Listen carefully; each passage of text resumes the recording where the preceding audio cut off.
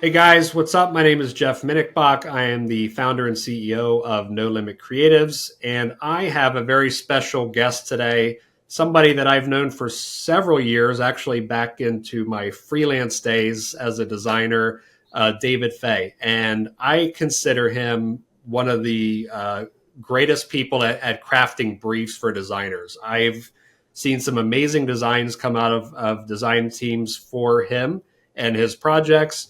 And I've always been curious how he's able to get such great results.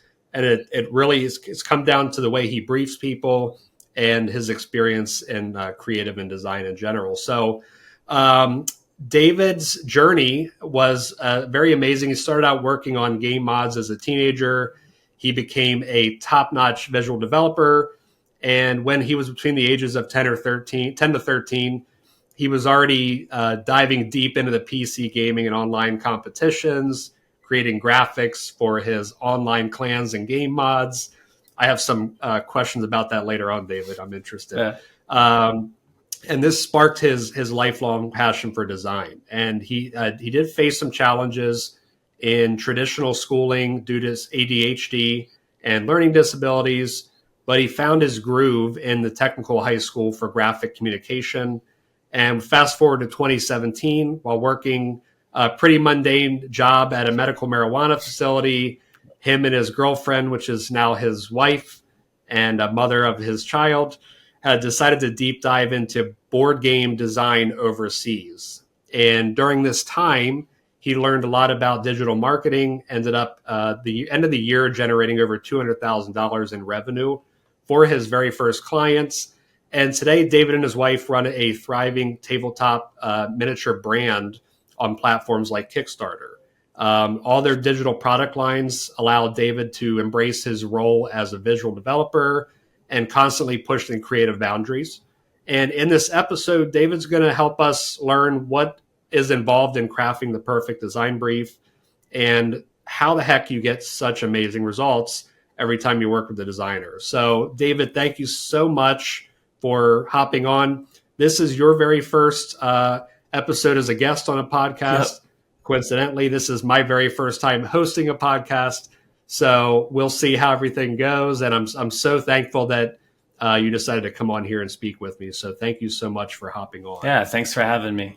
So I'd love to kick this off just kind of learning a little bit more about you. Who was David? You know, what was growing up like?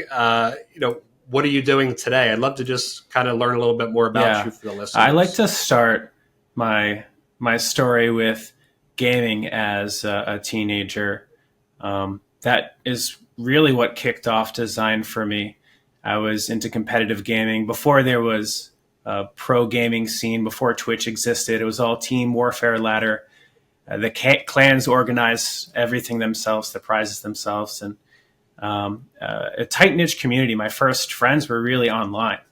And I started getting some interest with one of our clan members who was developing a mod for a game called Command & Conquer Renegade, real old throwback. So that got me interested, and I'd pick his brain about things here and there.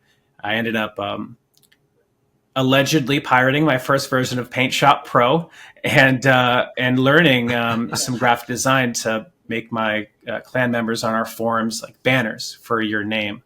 From there, I got into actually creating a lot of textures for the mods my friend was working on and making them accessible to the community. We would do goofy things like we'd put SpongeBob SquarePants on an assault rifle and sort of goofy things from there. And over time, just YouTube tutorials. I might have even just been searching on Google at the time for written tutorials. I don't think YouTube was even really what it is today. So gaming was a big part of what inspired me to continue design. And that would lead to video editing, little compilations of my gameplay. So that was a really big impact. As I got older, I left a traditional high school for a technical high school. That was really more my speed. At a about at the age of 9, I was diagnosed with attention deficit hyperactive disorder, which really made testing difficult for me. I was much better at learning hands-on. So a technical school was kind of a no-brainer for me, and my family was really on board to get me to go there. I took graphic communications and really loved the class. It was a 2-hour class from a traditional, 7 to 8 hour day. So that was really great.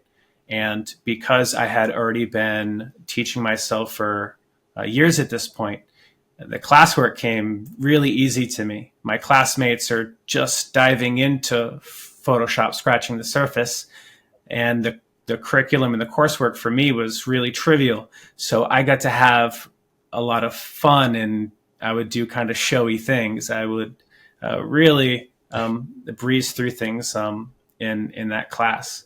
I'd help out my classmates and stuff as well, which was really cool. That gave me a lot of validation. So really love that school. Cut to like kind of post high school, postgraduate. College wasn't really going to work out for me in the way that I liked to learn. And so I just jumped into the workforce. And around 2017, I'm working a really mundane job at a medical marijuana facility. I was a bud trimmer. So I was just trimming flower for patients. Me and my friends would just be chatting and goofing off. And around this time, I'd meet my girlfriend, which is my now wife. And she is actually a digital artist, a digital painter. And she just inspired me so much. She had bigger aspirations. She wanted to do a lot. She really wanted to do the digital nomad thing. She's a digital artist. So, that's something she could dive into. I had to figure out how to take the knowledge that I had of graphic design and make it into something that I could make money online. So that's when I started studying marketing and pay-per-click advertising while just on my break. I listened to a lot of motivational speakers, and that got me just believing in myself. I recommend motivational speakers to anybody. It can really be life-changing. So it was actually then a year after I started learning online marketing while still working at the medical marijuana facility that I landed my first client on a commission base. And by the end of that year, that is when we generated the $200,000 for him. And I was making enough in commissions where we could go overseas, pursue board game development. And with my background in just gaming, a little game design in the digital space, my wife as a concept artist, digital painter, my graphic design background, I was like, hey, we can make board games and make money on Kickstarter. Let's try it. We moved over to Vietnam for 2 years. We continued to pursue board game development. We designed 2 board games, neither of which we've published yet, as you never know where your path is going to lead, which for us, it was just a digital, really streamlined process of designing tabletop miniatures for painting enthusiasts and people that play Dungeons and Dragons. We design them. We work with sculptors. They sculpt them, and people print them, paint them, play with them. Amazing. You've got such a similar journey to me. I looked into technical high school. I think it was probably in middle school, and that was going into high school. And I ended up not pulling the trigger on that, but I think I'd probably be a little more advanced than I am today if I had started there a little further along in life. Yeah. But school, I didn't like school. College was not for me, so I didn't go to college. I think I withdrew on the first day or the day before it started because it just wasn't for me. It was I did the same thing, jumped into the workforce. So it's amazing to hear the story and the journey, and that you've overcome some learning disabilities as well. And you're here today, able to say that you're doing all these different things, and you've got a little bit of knowledge, and it sounds like everything. So that's pretty amazing.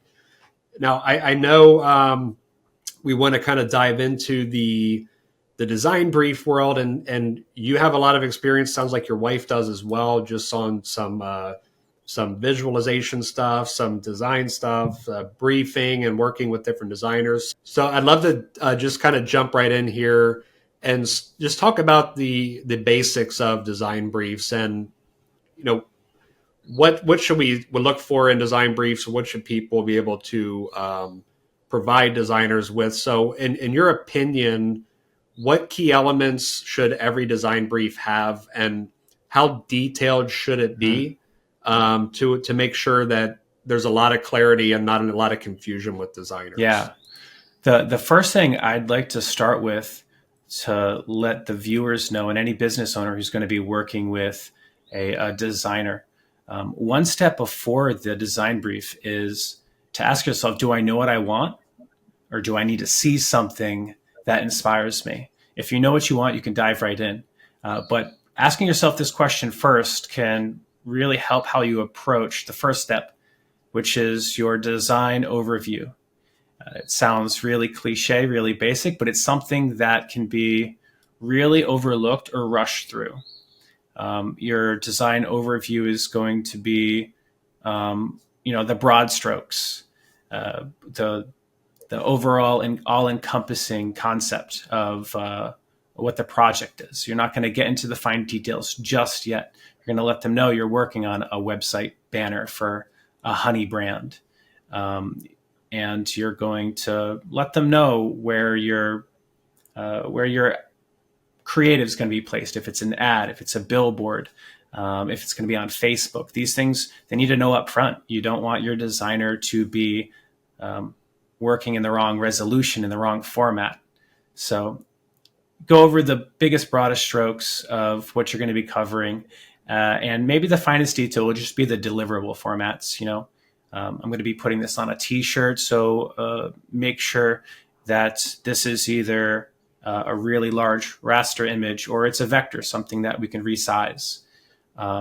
So your overview is really where you want to start. From there, mood boards and references. You really want to make sure that your design brief is going to communicate visually. We're visual creatures, right? So if you don't have to do pure text-based expression and communication, bringing mood boards and references into your design brief is going to be a really key part of a design brief. Make sure you have those.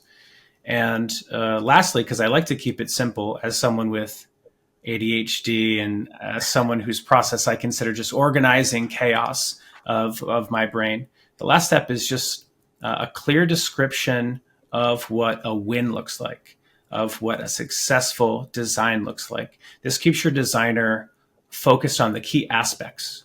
When you work with a lot of designers, you're going to have some variance here, some variance there. But if you make sure to cover,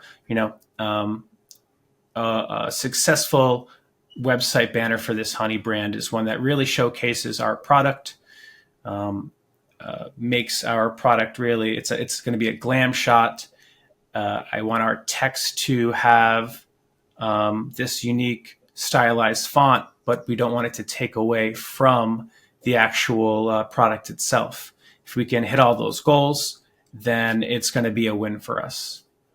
I love that. And I know I speak for, I think, all designers when I say that examples and stuff to look at for inspiration goes such a long way, because you and I both know art is subjective and everybody has their own idea of what a good design looks like and what the outcome is going to be. But I personally love examples, and I used to actually ask for references on almost every project as a freelancer, just because it kind of helps you. You often have to. Yeah, I mean, it helps kind of put you in a lane and kind of guide the direction that you need to go. And I think that's a great point, and just making sure people start with that for sure.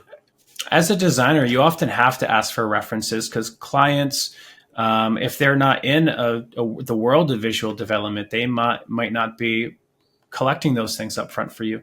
The word bold might mean two different things to someone. I like this font, but I want a more bold font.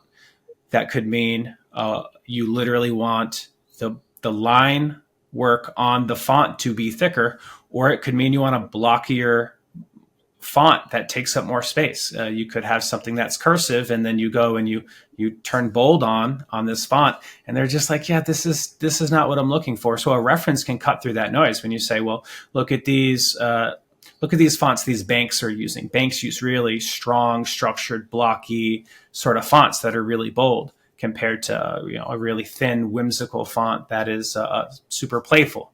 So visual references cuts through that noise away. That's a perfect explanation, actually. I know people will say, make it pop more. And well, what does that mean? So if you can see it visually, it is quite a game changer for sure. I know you've probably learned from mistakes over the years. Is there anything that people should try to avoid when crafting briefs, because it's going to end up becoming a disaster when you're trying to get something created, or anything you've learned from that might have just taught you, I'm never going to do it that way again? Yeah. The first would be rushing through your brief, rushing through your overview.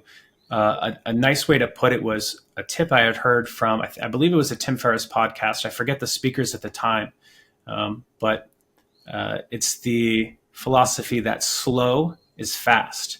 That shortcuts don't really work. So the first thing is, as a business owner, you're wearing a lot of hats, you're juggling a lot of things. Don't rush the design brief. That's going to save you time. It's going to prevent back and forth communication when you can make something really clear and known right away. So from a business owner standpoint, there have been briefs that I've rushed and I've gotten work back that I wasn't thrilled with, and I knew right away it was on me. I knew right away it's like, they misunderstood what I said.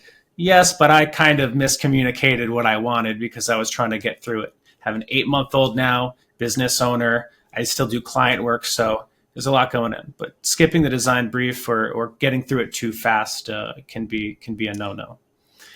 That's great. Yeah, I would always prefer a nice detailed brief over a rushed, short, kind of vague brief, because you're right, it leaves a lot of room for error. So it ends up saving a lot of time. You're right. Yeah. Do it. It's like the measure twice, cut once kind of analogy. You spend the extra time making sure it's correct, and you're not going to mess it up and have to go back to the drawing board later. So I love that. Yeah. I'd say so that's sort of from the business owner perspective, and from the designer perspective, because I've also dealt with a lot of clients, and what I can see that slows them down is, and these are really classic things designers will come across. It's like, man, I'm working with this client, and they're like, oh, I can see it in my head, but I can't. It's not what I want. I can see it's not what I want, and I don't know how to express it. So from a designer perspective, it's just not knowing the language of design. And it's easy for a designer to know that language. They spend a lot of time educating themselves on this. They see someone else's work. Oh, that looks great. What is that? That's the first step to understanding the language to communicate that. So an example would be like the vector versus like illustrated spectrum. It's really helpful to hear up front if you want a very vector styled logo. And these are logos like when you think about like the old Twitter logo, when you think about the Starbucks logo, they're really flat, they're two-dimensional, they have really strong silhouettes. Even words like that, word like silhouette, what does that mean? It means you can tell exactly what you're looking at, even if there was no detail. Yeah. I could tell you what logo that is. So that's on the really vector side, which is a completely different application you're going to be using. So if your designer doesn't know you want a vector and they design you, they start hand illustrating something, which is more, it could be, there's a whole spectrum in between too. It could be really painterly. It could be really hand drawn, really fine line work. This illustrated to vector spectrum is really important to know right away. So knowing these things, knowing the language of design is like a big game changer. You don't need to be formally educated. You don't need to go to school to learn these terms, and it can have like a really big impact when you can speak the same language of the designers. That's probably why your designers do such good work for me when we work together, is because I can speak that same language. I can communicate to them in terms they understand. That's a great point. I'm sure there's some free resources or YouTube videos somebody could quickly get through and just understand some basic lingo. But that's yeah, great advice. Yeah, my wife and I we're compiling like a short vocabulary list that we want to offer the viewers. It's going to be maybe 10 to 20 different, really straightforward, simple to understand examples paired with the sort of a brief definition of what these different terms are. Things like vector, things like illustration, silhouette, these words that can help you communicate. And we'll have the sort of the description of what that means, and then sort of an example, so you can really apply it after you read it. Like, oh, that's what that is. An example is really powerful. So we'll give that to you at the end of the cast. Yeah, appreciate that. You can offer that. Thank you, guys, and I'll make sure I share it online with when we post this for sure. Now, I know there's a lot of tips and tools and resources out there that you can utilize for briefing, for feedback processes. We have something internally. It's I know you've used it before, but a feedback tool that allows customers to kind of pinpoint where they want specific parts of a design revised. It helps a lot for us to visualize the change and not just read it in writing. So is there any tools that you're a huge fan of out there that help you brief better or help explain changes that you need on a design? Yeah, I really like that you guys added the on-platform tools for NoLimit Creative. Sometimes when I need simple adjustments here and there, or just a call out, a little dot here, a call out to the section here, those tools can really streamline the process. So I don't need to use the third-party tools that are still like really powerful. And for a detailed brief, large briefs are good. Definitely things you want to leverage. I use Loom probably the most. You can use any screen recording software. Loom I like. It's a super fast and light. They have like a 5-minute free trial recordings that you can use. It's so you'll record over your screen, and you can speak while you cover different things in your brief. I use that heavily. Screen capture is everything to me. Miro is a tool I just started using. It's really great for references and mood boards. And I can break more into detail sort of what those things are. If anyone hasn't heard what a reference board is, a mood board, kind of how they different from one another. Miro streamlines it really well, so multiple people can work on the same mood board. You sort of drag and drop images. Think of it like a modular Pinterest, where you can kind of put all your images together and build a board. You can add text next to it. You can do different call outs. So for references, I really like compiling all of them for my design briefs and have them on one side, my references. And I'll use Loom. I speak really candidly when I do my briefings. It works well for me. So I'll go over my references, and I'll make sure to go one by one of each reference and what the key takeaway is. I could share a reference with you, and the idea you pull from it could be entirely different. I'm like, oh no, Jeff, it's not the color, it's not the palettes, it's not even the style of graphic here. It's actually the composition. I really like what they did with these elements next to one another. So a reference board is really key. So I use Miro for that. And the same thing, a mood board is a little different. In a mood board is that's where you're going to communicate your style references. It is still references, but it's where you're going to express the attitude. It's where you're going to express the feeling of something. So my references I use for like, these are all of my elements or key takeaways from things I've pulled. And my mood board is, wow, these brands or these products or these design examples, they feel how I want them to feel. Look at how all this vintage stuff. I might pull together a bunch of vintage, rustic looking barbershop logos and things like this, old Coca-Cola signs. And recently for a campaign of ours, Nuke and Neon, we were doing this retro punk design. And we're pulling references, everything from Fallout to Nuka-Cola Fallout signs. We're pulling old vintage signs. And it's like, we want to really mix the futurism with this retro stuff. And we'd use that for the mood, so your designer knows how your design should feel. I still use Pinterest. Pinterest is actually really good. It has its own built-in algorithm for, I click on this design, show me a wall of other designs that are similar to this. So that's really impactful. YouTube I'll use for animations, or if I'm making any kind of video ad. I love looking at music videos, like, oh, that was a great transition. That was really cool. Can we do the same sort of transition? You can search for sci-fi animated text. You could put After Effects after anything. If you really have a desired look or style, something you want to just nail, you can type in on one of our other campaigns. I was looking for some Japanese brushstroke effects. I just added the word After Effects on YouTube to that search term. And I've been using like ChatGPT, Midjourney, DALL-E, and Stable Diffusion experimentally, as these AI tools kind of come into the fold. I've been doing a lot of interesting stuff with that and seeing what could spit out as a reference to see if the robots can kind of dream up something that I can have a human really put the heart and soul into it. I still need to have that final designer touch, but there are tools that can be really helpful. Yeah, that's great. AI is obviously an interesting topic of discussion for everybody, it seems like, but I've tried DALL-E and Midjourney.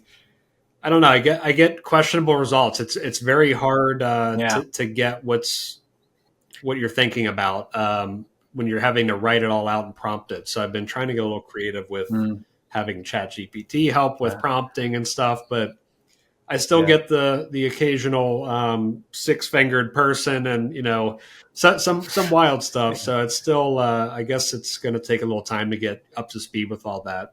And that was kind of like kind of a segue into what is the trends of design that you see in the future, and AI is a big one. I mean, are you feeling like you're able to use these AI sources now to get more accurate ideas? Are you using it for actual designs that you can use right from there? Or are you using it more like of a conceptualization tool?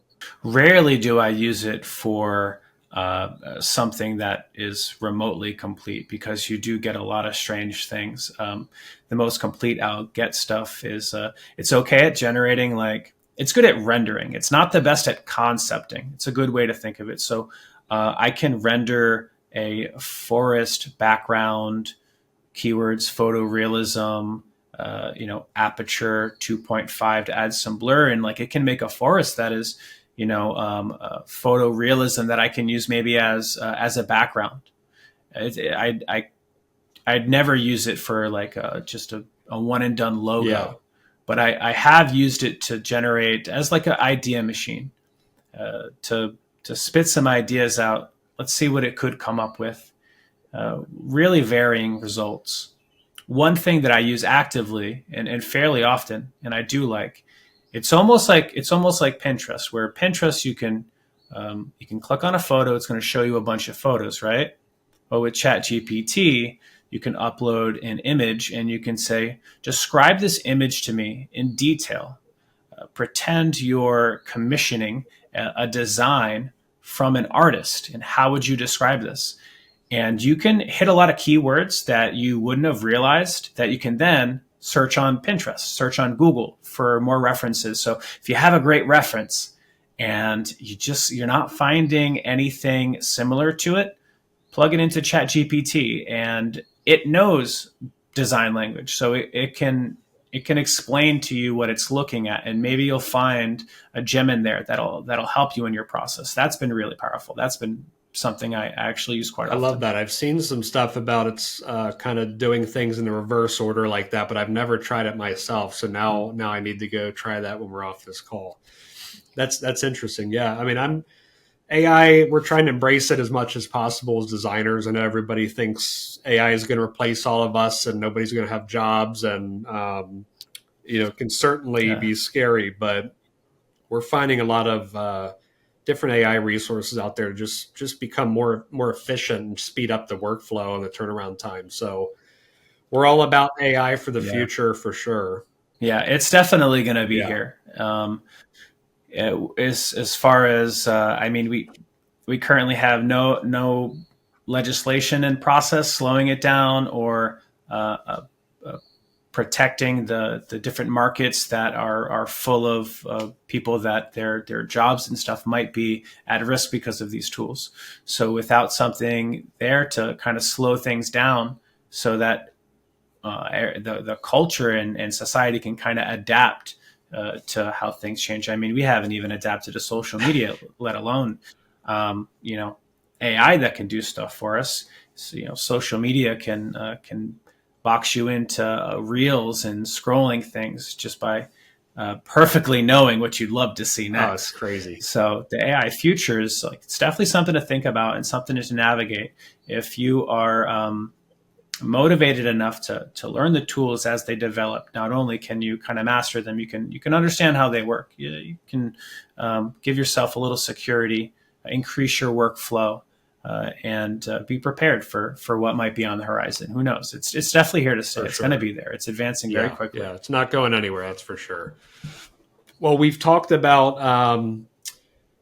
kind of on the briefing side and how to get people examples for inspiration to get them kind of started on the right track. But what do you do when they missed the mark for you? The designers just they didn't grasp the concept of what you were trying to get. I mean, how do you get somebody reeled back in and in the right lane again once they've kind of missed the mark? Yeah, a few ways to approach this, and actually today I'm approaching it with the designer. In this particular situation, I was actually too stringent on the reference that I had. I had a single reference that I had pulled together, and it's not the designer's fault at all because they're trying to execute on the single reference I gave them. And I realized this isn't the direction I want to go in with this. I think back to what is my win here? Well, this is a title image for our upcoming campaign for Secret Forge. And Secret Forge, we have some beautiful, amazing work that we've had done, and we really want to keep that brand equity high. We want to keep feeling like a AAA studio. We like really cinematic, contrasty, punchy sort of titles that stand out at you. So we can actually get a little bit further away from this single reference that I had that I thought was really cool to give the designer a little more creative freedom. So sometimes it is loosening the reins a little bit can be helpful. Paired that with something maybe would have been great to mention earlier is if you ever work with a designer that does one thing really awesome for you, write down their strength. I always love working with the designer. As soon as I know their strength, I create designs for their strength. So in a design brief where maybe it didn't go that well, something you might have to ask yourself is, do I need to loosen the reins? Am I leaning into their strength? Do I need a different designer on this task? I'll hop on Loom and just do another briefing. I'll explain what the core wins are. Loosen the reins up a little bit, maybe collect another reference. A big part is just opening the line of communication up again. And I'll take another shot at it. And if that second time we're still really off the mark, what I like to do from there is a shotgun method. And this is great to do with a service like NoLimit Creative, where you guys just have all these designers that have all these different specialties. And as I've done this on more than one occasion where I'm kind of missing the mark, I'll say, you know what, let's separate this into 3 different tasks. I want 3 different designers on this. And I'll give them the original brief, 3 new designers, and they'll approach it all at once. That actually saves me time. I'll consume more tasks for it, but now I can get really different stuff. And if something stands out as a designer really hitting the mark, I know we're speaking the same language, or maybe they're on par with it. That can be a really effective strategy. If a design is pretty good and we just need to work it out, Something else I like to do is just draw overs. I'll take your design, I'll open it in Photoshop, or even like Windows has Windows snippets where you can take a screenshot and kind of doodle on it. And I'll cover different areas. And in my Loom video, just really candidly, I'll go over the likes and dislikes of the design. Really important to talk about the likes and not just the dislikes. It's really easy to kind of find yourself just pointing out the stuff that you don't enjoy, criticizing the things that you really don't want. When focusing on the likes is you can get more stuff like that. So don't forget to highlight the things you really like. Oh, I love what you did here. I want to carry over that into this aspect of the design. So we kind of just open up the channel for discussion again. And sometimes I'll even ask the designer how they feel about this design. Is there anything differently that they would have liked to do? So that's a handful of things you can do to reapproach it. But opening that line of communication, asking yourself, was it my initial brief? Can we try again if I loosen the reins with that initial brief? Well, if that doesn't work, can I give my initial brief to a couple of different designers? What kind of result does that get me? That'll help you cut through the noise of, I think my initial brief sucks. I should maybe recraft it with some different terms here, collect some new references and see if I can be a little bit more clear or a little different. That's what I'm doing right now, is collecting some different references and letting the designer kind of lean into their strengths. And don't be afraid of that designer variance. If you know your wins of what a successful design will look like for you, allow your designers to kind of have some room to create and lean into the things that they're good at. I really love that. I personally live by Loom. I mean, like every day I make a Loom video for something for somebody, not just design, but I love that tool in particular because it's easy to visually show what's on your mind, and we can play it back in sped up versions. So you don't have, you can still listen at a higher speed, and it's a great tool. But I love the idea of just letting designers get creative and not being so conformed to the brief, word for word. I really like that angle of stuff for sure. So I'll put you on the spot here, but if there was 3 tips for creating the perfect design brief that other business owners could follow, is there 3 things in particular that you would say are a must that they should always consider or include in their briefs? Yeah. So the first one would be visual references with notes. We talked about mood boards earlier and reference boards. It's, a picture speaks 1,000 words. We're trying to give our designers direction where they can create something visually. So having the visual references is everything. That's a game changer. If you're not using those now, if you're not using a lot of visual references and you're just typing out a lot of stuff, that will tenfold your design briefs right away. Use more references, use multiple references. Don't use just one. You're not going to find the perfect reference of exactly what you're looking for online. Talk about the takeaways on them. So the first thing would be visual references with notes. Game changer. It's a must. The next thing would probably be, I like my win system. I like always thinking about what a winning design looks for me at the end of the day. Because you can expect some variation from designer to designer. Communicating what a successful design looks like, not just spelling it out what you're looking for, but reiterating even in a bulletin fashion. These 3 things are the most important thing to me about this design. If we get this, I'm happy.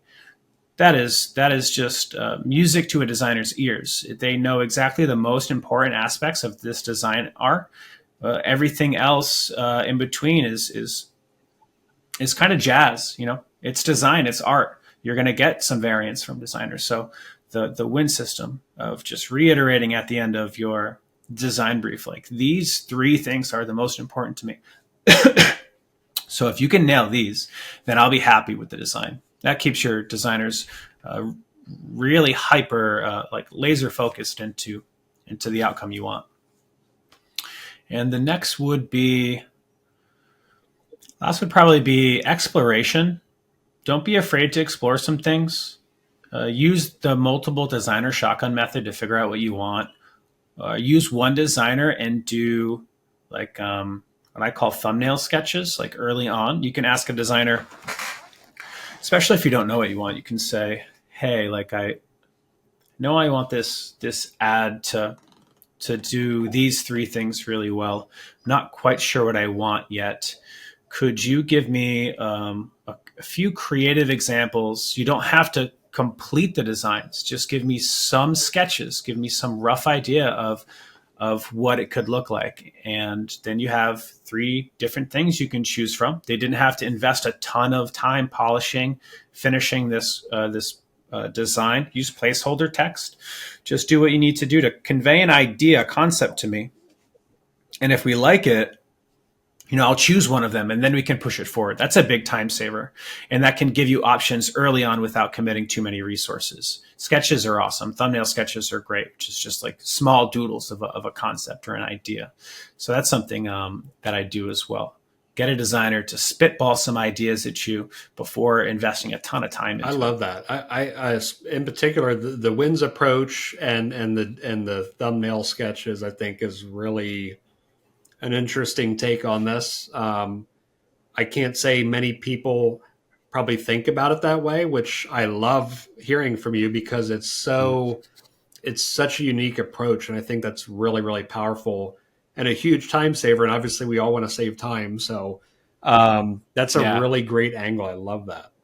Yeah. Sketches, little bits of what could be. Seeing's believing. Again, it's a whole visual process. So even seeing something bad, but in the direction that you want is like, let's make this good. This is cool. I like the angle you're approaching this with. They didn't have to spend, whole day, 2 or a week to make something finished for you to say, well, this isn't really what I was looking for. Yeah, I love that. And I think, at the end of the day, designers, we're all very visual people. I was a very visual, hands-on learner. I could not read and comprehend what I was reading. My mind was just thinking about 1,000 other things all the time. And if I saw it in front of me, it was such a life-changing experience. Very similar to you and how you were learning things kind of hands-on and visually. So I love that. David, I want to thank you so much. I know you and your wife are going to put together some stuff for the listeners, kind of get them just some basic design jargon stuff they can learn from. I think this has been insanely valuable.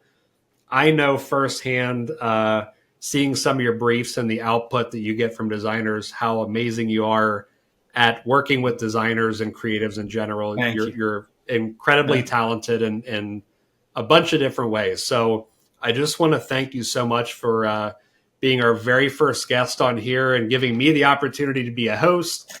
It's just been awesome. Before I let you go, is there anything you would like to share, ways that people can get in contact with you, if they want to follow you online, anything like that? Cool. Yeah. And thanks for having me, man. This has been really awesome. NoLimit Creative, I've been working with you guys for a long time. So I owe you guys in your service a lot. It's really helped a lot of brands that I've worked with. I look forward to continue seeing new NoLimit Creative grow and how you guys will adapt to the future and technologies changing. If you're looking to have some creative direction or visual development for your brand or a project, if you're looking for someone that can take the reins and make your project or brand a success, using your designers or my designers, using NoLimit Creative designers, you can reach out to me. And if the project is something that is a good fit for me, I'll be upfront and tell you if it's something that I know I can knock out of the park with you. You can shoot me an email at vizdevdave@gmail.com. So VIZDEV Dave@gmail.com. Awesome. Yeah. David, thank you so much again. It's been an absolute pleasure. I hope you guys have a great weekend, and I'm sure I'll be talking with you soon. Awesome, man. Thanks again. Thanks Anytime. Bye-bye.